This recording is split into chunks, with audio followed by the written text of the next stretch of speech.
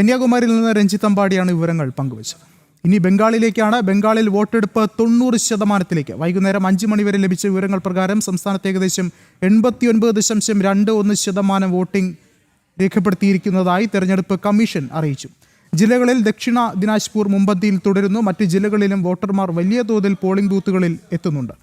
കൂടുതൽ വിവരങ്ങളുമായി ദിലീപ് കുറ്റിച്ചൽ ചേർന്നുണ്ട്. ദിലീപ്, ശക്തമായൊരു പോളിംഗ് രേഖപ്പെടുത്തിയിരിക്കുകയാണ്, എങ്ങനെ നോക്കിക്കാണും?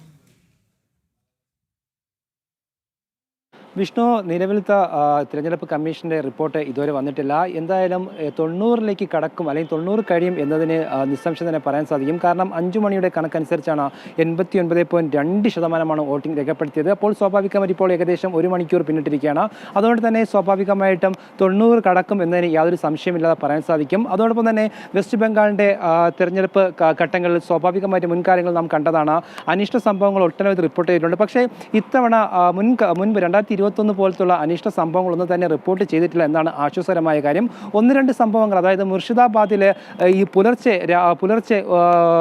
പെട്രോൾ ബോംബ് സ്ഫോടനം ഉണ്ടായി. ആ ഒരു വിഷയം ഒഴിച്ച് യാതൊരു അനിഷ്ട സംഭവം ഉണ്ടായില്ല. അതോടൊപ്പം തന്നെ ബി ജെ പിയുടെ സ്ഥാനാർത്ഥിയായ അഗ്നിമിത്ര പോളിൻ്റെ വാഹനവും തൃണമൂൽ കോൺഗ്രസ്സുകാർ അടിച്ചു തകർത്തായിരുന്നു.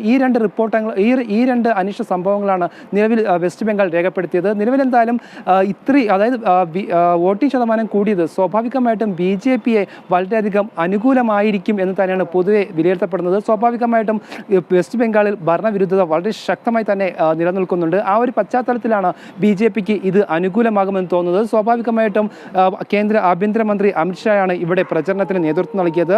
അത് അടിത്തട്ടിലെ ജനങ്ങൾക്ക് പോലും അദ്ദേഹത്തിനെ ഈ ഒരു പ്രചരണ പരിപാടികളിലേക്ക് ജനപങ്കാളിത്തം കൊണ്ടും അതോടൊപ്പം തന്നെ സാധാരണ മനുഷ്യർക്കിടയിൽ പോലും പ്രചരണം ശക്തമാക്കാൻ ബി ജെ പി പ്രവർത്തകർ കഴിഞ്ഞു എന്നതാണ് ഏറ്റവും ശ്രദ്ധേയമായ കാര്യം. അതുകൊണ്ട് തന്നെ ബി ജെ പി സംബന്ധിച്ചിടത്തോളം ചരിത്രത്തിൽ ആദ്യമായിട്ട് അധികാരത്തിൽ വരാൻ സാധ്യതയുണ്ട് എന്നാണ് രാഷ്ട്രീയ നിരീക്ഷകർ പോലും പറയുന്നത്.